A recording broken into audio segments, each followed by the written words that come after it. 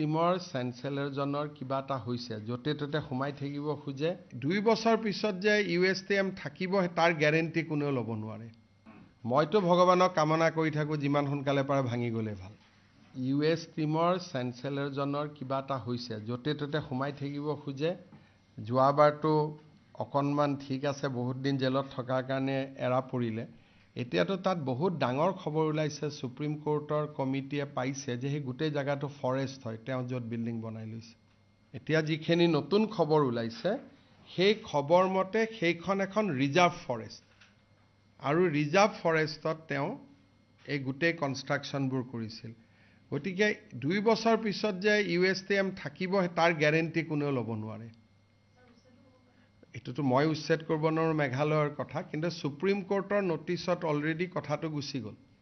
যে এখন reserve forest তাৰ পিছত কেনেকৈ কি কৰে এটো মেঘালয় চৰকাৰে জানিব মইতো ভগৱানক কামনা কৰি থাকো যিমান সোনকালে পাৰে ভাঙি গলে ভাল কাৰণ এখনটো শিক্ষানুষ্ঠান নহয় এটি যে জাস্ট এটা শিক্ষাক ব্যৱসায়ীকৰণ কৰাৰ এটা অনুষ্ঠান এটা মূৰটো নচলে অসমত থাকিলেতো মই ইমান দিন হিচাপ নিকাচ শেষ কৰি দিলোহেঁতেন অসমত নাই যেতিয়া এতিয়া মইতো আৰু ভগৱানক প্ৰাৰ্থনাহে কৰিব পাৰিম যে যিমান সোনকালে হওক সমান হৈ যাওক যেনেকৈ হয়